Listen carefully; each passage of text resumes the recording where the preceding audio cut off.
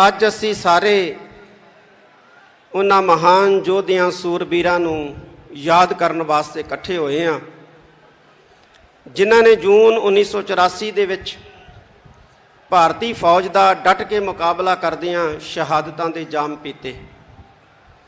ਬਹੁਤ ਹੀ ਸੂਰਬੀਰ ਮਹਾਨ ਯੋਧੇ ਸੰਤ ਜਰਨੈਲ ਸਿੰਘ ਜੀ ਭਿੰਡਰਾਂਵਾਲੇ ਮਹਾਂਪੁਰਖ, ਅਮਰ ਸ਼ਹੀਦ ਭਾਈ ਸਾਹਿਬ ਭਾਈ ਅਮਰੀਕ ਸਿੰਘ ਜੀ, बाबा ठारा सिंह जी और बहुत ही सूझवान नीतिवान जरनल भाई सुबेग सिंह जी। इन्हां तो अलावा अज दे दिन जून 1984 दे विच इस अस्थान दे उत्ते भारती स्टेट दे नाल लड़दियां बेअंत सिखां ने शहीदी दित्ती है, जिहदे विच बीबियां भी सन, बजुर्ग भी सन, बच्चे भी सन, नौजवान भी सन और असी उन्हां शहीदां नूं याद करन वास्ते अज इकट्ठे होए हैं। जिस वक्त भारत 1947 दे विच भारती लोकां दे कहण मुताबक आज़ाद होया, सिखां नूं नप्पण दी, सिखां नूं कुट्टण दी पॉलिसी जिहड़ी है उस वेले तैयार हो गई सी और तैयार कीती सी जवाहर लाल नेहरू ने कि इस हिंदुस्तान के अंदर, इस भारत के अंदर सिखां नूं नप्पना है, सिखां नूं कुटना है, सिखां नूं दबना है, आर्थिक तौर पर कमज़ोर करना है, समाजिक तौर पर कमज़ोर करना है, धार्मिक तौर पर कमज़ोर करना है और राजनीतिक तौर पर भी कमज़ोर करना है। ये नीतियां 1947 च बन गई और उहदा सिटा 1984 ਦੇ ਵਿੱਚ ਸ੍ਰੀ ਅਕਾਲ ਤਖਤ ਸਾਹਿਬ, ਸੱਚਖੰਡ ਸ੍ਰੀ ਹਰਮੰਦਰ ਸਾਹਿਬ ਤੇ 37 ਹੋਰ ਗੁਰਦੁਆਰੇ ਸਾਹਿਬਾਨਾਂ ਦੇ ਵਿੱਚ ਹਮਲਿਆਂ ਦੇ ਰੂਪ ਦੇ ਵਿੱਚ ਨਿਕਲਿਆ। ਮੈਂ ਕੁਝ ਗੱਲਾਂ ਸਾਂਝੀਆਂ ਕਰਨੀਆਂ। ਇਹ ਜਿਹੜੀ ਬਾਦਸ਼ਾਹਤ ਦਾ ਸੰਕਲਪ ਹੈ ਜਾਂ ਰਾਜ ਦਾ ਸੰਕਲਪ ਹੈ, ਇਹ ਸਾਨੂੰ ਗੁਰੂ ਸਾਹਿਬਾਨ ਨੇ ਦਿੱਤਾ ਹੈ ਔਰ ਅਸੀਂ ਆਪਣੇ ਅਰਦਾਸ ਦੇ ਦੌਰਾਨ ਦੌਰੇ ਦੇ ਵਿੱਚ ਇਸ ਸੰਕਲਪ ਨੂੰ ਦੁਹਰਾਉਂਦੇ ਹਾਂ, ਰਾਜ ਕਰੇਗਾ ਖਾਲਸਾ, और दोहराते रहना। जिहड़ा सिख है जिहदे केसां दे विच अमृत है, जिहदे नेत्रां दे विच अमृत है, जिहदे मुख दे विच खंडे बाटे दा अमृत है, वो राज दे संकल्प तो मुनकर नहीं है और ना मुनकर हो सकता है। ये गल वखरी है कि कोई खुलेआम मानसा वर्गा खुलेआम कहंदा है और साडे वर्गे दबी जुबान च कह दिंदे हैं। ਅਸੀਂ ਪੜ੍ਹਦੇ ਹਾਂ ਕਿ ਰਾਜ ਕਰੇਗਾ ਖਾਲਸਾ। ਕੌਣ ਰਾਜ ਕਰੂਗਾ? ਖਾਲਸਾ ਰਾਜ ਕਰੂਗਾ। ਤੇ ਜੇ ਅਸੀਂ ਰਾਜ ਕਰਨਾ, ਰਾਜ ਲੈਣਾ ਤੇ ਸਾਨੂੰ ਖਾਲਸਾ ਬਣਨਾ ਪਏਗਾ। ਅੱਜ ਸਾਡੇ ਸਾਹਮਣੇ ਬਹੁਤ ਸਾਰੀਆਂ ਚੁਣੌਤੀਆਂ ਜਿਹੜੀਆਂ ਨੇ ਉਹ ਖੜੀਆਂ ਨੇ, ਜਿਹੜੀਆਂ ਸਾਨੂੰ ਕਮਜ਼ੋਰ ਕਰ ਰਹੀਆਂ ਨੇ ਧਾਰਮਿਕ ਤੌਰ ਦੇ ਉੱਤੇ, ਸਮਾਜਿਕ ਤੌਰ ਦੇ ਉੱਤੇ ਔਰ ਆਰਥਿਕ ਤੌਰ ਦੇ ਉੱਤੇ।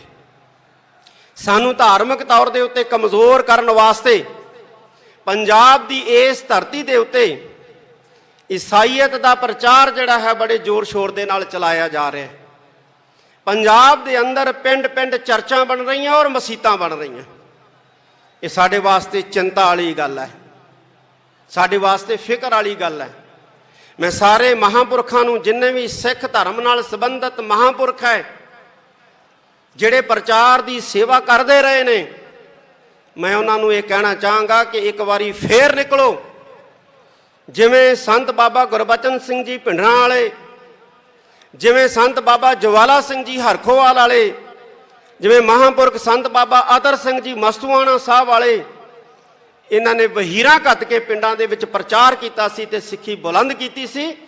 ਅੱਜ ਵੀ ਮੈਂ ਇਹਨਾਂ ਮਹਾਂਪੁਰਖਾਂ ਨੂੰ ਅਪੀਲ ਕਰੂੰਗਾ कि पिंडां दे विच जाके, खास तौर पर बॉर्डर एरिए के पिंडां दे विच जाके सिक्खी नूं मजबूत करो। हुण एसी कमरियां चों बाहर निकलण दा समां आ गया है, पिंडां दे विच जाण दा समां आ गया है, पिंडां दे विच प्रचार करन दा समां आ गया।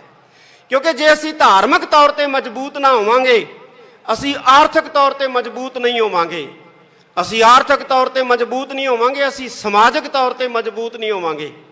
ते जे असीं धार्मिक तौर पर कमज़ोर हो गए, समाजिक तौर पर कमज़ोर हो गए, आर्थिक तौर पर कमज़ोर हो गए, राजनीतिक कमज़ोरी नूं कोई रोक ही नहीं सकता है। ਰਾਜਨੀਤਿਕ ਕਮਜ਼ੋਰੀ ਆਏਗੀ ਹੀ ਆਏਗੀ, ਔਰ ਅਸੀਂ ਉਹਨਾਂ ਰਾਜ ਤੋਂ ਦੂਰ ਹੋਵਾਂਗੇ ਜਿੰਨਾ ਧਾਰਮਿਕ ਤੌਰ ਤੇ ਕਮਜ਼ੋਰ ਹੋਵਾਂਗੇ। ਸਾਨੂੰ ਧਾਰਮਿਕ ਤੌਰ ਤੇ ਮਜ਼ਬੂਤ ਹੋਣ ਦੀ ਬਹੁਤ ਵੱਡੀ ਜ਼ਰੂਰਤ ਹੈ। ਸਾਡਾ ਨੌਜਵਾਨ ਨਸ਼ਿਆਂ 'ਚ ਗ੍ਰਿਫਤ ਹੋ ਰਿਹਾ ਹੈ, ਨੌਜਵਾਨ ਪੜ੍ਹਾਈ ਤੋਂ ਜਿਹੜਾ ਹੈ ਉਹ ਪਾਸਾ ਵੱਟ ਰਿਹਾ ਹੈ। ਨੌਜਵਾਨਾਂ ਦੇ ਅੰਦਰ ਕੌਮੀ ਜਜ਼ਬਾ ਜਿਹੜਾ ਹੈ ਉਹ ਪੈਦਾ ਕਰਨ ਦੀ ਅੱਜ ਸਭ ਤੋਂ ਵੱਡੀ ਸਾਧ ਸੰਗਤ ਦੀ ਜ਼ਰੂਰਤ ਹੈ।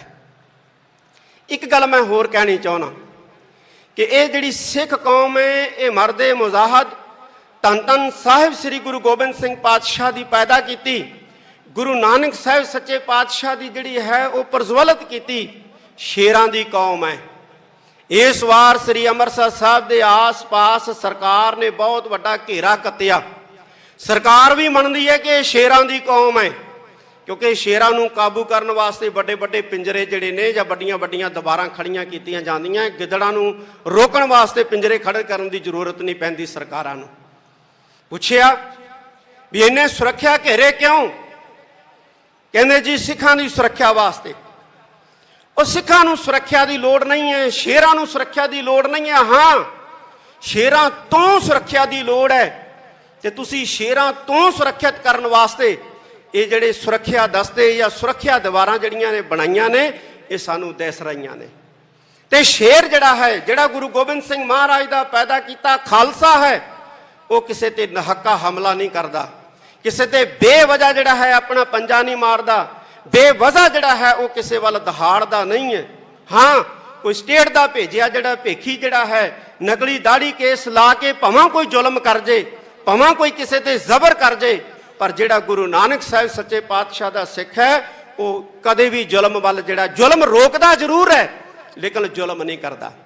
ਮੈਂ ਸਿੱਖ ਸੰਸਥਾਵਾਂ ਨੂੰ ਇਹ ਕਹਿਣਾ ਚਾਹਾਂਗਾ ਕਿ ਅੱਜ ਜ਼ਰੂਰਤ ਆ ਗਈ ਹੈ, ਜਿਵੇਂ ਧੰਨ ਗੁਰੂ ਅੰਗਦ ਦੇਵ ਜੀ ਮਹਾਰਾਜ ਨੇ ਖਡੂਰ ਸਾਹਿਬ ਦੀ ਧਰਤੀ ਦੇ ਉੱਤੇ ਮੱਲ ਅਖਾੜੇ ਕਾਇਮ ਕੀਤੇ ਸੀ, ਅੱਜ ਗੱਤਕਾ ਅਕੈਡਮੀਆਂ ਤੇ ਗੱਤਕੇ ਅਖਾੜੇ ਜਿਹੜੇ ਨੇ ਸਾਡੀਆਂ ਸੰਸਥਾਵਾਂ ਗੁਰਦੁਆਰਾ ਸਾਹਿਬਾਨ ਦੇ ਅੰਦਰ ਕਾਇਮ ਕਰਨ, ਔਰ ਮਾਡਰਨ ਜਿਹੜੇ ਨੇ ਸ਼ਸਤਰ ਅਭਿਆਸ ਦੇ ਕੇਂਦਰ ਜਿਹਨੂੰ ਸ਼ੂਟਿੰਗ ਰੇਂਜਾਂ ਕਹਿੰਦੇ ਨੇ, ਉਹ ਵੀ ਕਾਇਮ ਕੀਤੀਆਂ ਜਾਣ। ਕੋਈ ਹਰਜ ਨਹੀਂ ਹੈ ਸਾਧ ਸੰਗਤ ਜੀ।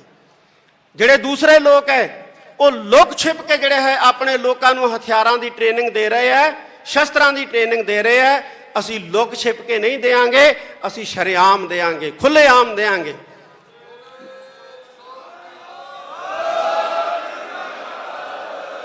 ਅੱਜ ਵਕਤ ਆ ਗਿਆ ਅਸੀਂ ਇਕੱਠੇ ਹੋਈਏ, ਅਸੀਂ ਆਪਣੇ ਨੌਜਵਾਨਾਂ ਨੂੰ ਨਸ਼ਿਆਂ ਤੋਂ ਬਚਾ ਕੇ ਸ਼ਸਤਰ ਅਭਿਆਸ ਵਾਲੇ ਪਾਸੇ ਲਾਈਏ, ਬਾਣੀ ਦੇ ਅਧਿਐਨ ਵਾਲੇ ਪਾਸੇ ਲਾਈਏ, ਔਰ ਵਿੱਦਿਆ ਦੇ ਲਈ ਉਹਨਾਂ ਨੂੰ ਇੰਨਾ ਪ੍ਰਬੀਨ ਕਰ ਦਈਏ ਕਿ ਸਾਡੇ ਸਿੱਖ ਨੌਜਵਾਨ ਜਿਹੜੇ ਮੁਲਕ ਦੇ ਵਿੱਚ ਵੀ ਜਾਣ, ਯਹੂਦੀਆਂ ਵਾਂਗੂ ਉਹਨਾਂ ਦੀ ਇਕਨੋਮੀ ਨੂੰ ਜਿਹੜਾ ਹੈ ਉਹ ਕਾਬੂ ਕਰ ਲੈਣ। ਜਦੋਂ ਸਾਡੇ ਨੌਜਵਾਨ ਇਸ ਕਾਬਲ ਬਣ ਗਏ ਕਿ ਦੁਨੀਆ ਦੇ ਮੁਲਕਾਂ ਦੇ ਵਿੱਚ ਜਾ ਕੇ ਉਹਨਾਂ ਦੀਆਂ ਇਕਨੋਮੀਆਂ ਦੱਬ ਲਈਆਂ, ਤੇ ਸਾਡਾ ਰਾਜ ਜਿਹੜਾ ਹੈ ਦੁਨੀਆ ਦੀ ਕੋਈ ਤਾਕਤ ਜਿਹੜੀ ਹੈ ਉਹ ਰੋਕ ਨਹੀਂ ਸਕੂਗੀ।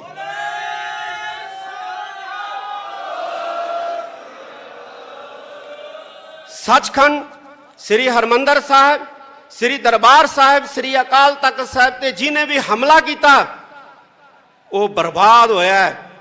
ਜਿਹੜੀ ਪਾਰਟੀ ਨੇ ਹਮਲਾ ਕੀਤਾ ਉਹ ਬਰਬਾਦ ਹੋਇਆ ਹੈ। ਔਰ ਜਿਹੜੇ ਮੁਲਕ ਨੇ ਸਾਥ ਦਿੱਤਾ, ਰਸ਼ੀਆ ਵਰਗਾ, ਉਹਨੂੰ ਇੱਕ ਨਿੱਕੇ ਜਿਹੇ ਮੁਲਕ ਨੇ ਜਿਹੜਾ ਉਹ ਵਾਣੀ ਪਾ ਰੱਖਿਆ ਹੈ। ਔਰ ਜਿੰਨਾ ਚਿਰ ਪੰਥ ਦੀ ਸ਼ਰਨ ਦੇ ਵਿੱਚ ਆ ਕੇ ਸੀਸ ਨਹੀਂ ਝੁਕਾਉਂਦੇ ਰਸ਼ੀਆ ਵਰਗੇ, ਇਹਨਾਂ ਨੂੰ ਟੁੱਟਣੋਂ ਕੋਈ ਨਹੀਂ ਬਚਾ ਸਕਦਾ, ਇਹਨਾਂ ਨੂੰ ਡੁੱਬਣੋਂ ਕੋਈ ਨਹੀਂ ਬਚਾ ਸਕਦਾ, ਔਰ ਇਹਨਾਂ ਨੂੰ ਮਰਨੋਂ ਕੋਈ ਨਹੀਂ ਬਚਾ ਸਕਦਾ ਹੈ।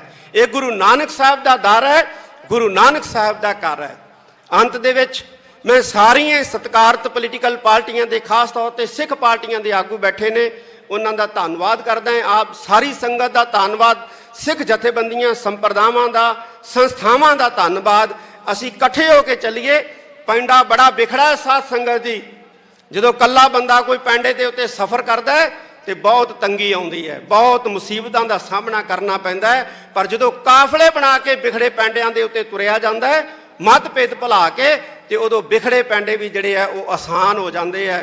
ਅਸੀਂ ਬੁਲੰਦੀਆਂ ਛੂਵਾਂਗੇ, ਗੁਰੂ ਦੇ ਬਣ ਜਾਈਏ। ਗੁਰੂ ਸਾਡੇ ਨਾਲ ਹੈ, ਗੁਰੂ ਦੀ ਅਸੀਸ ਸਾਡੇ ਨਾਲ ਹੈ।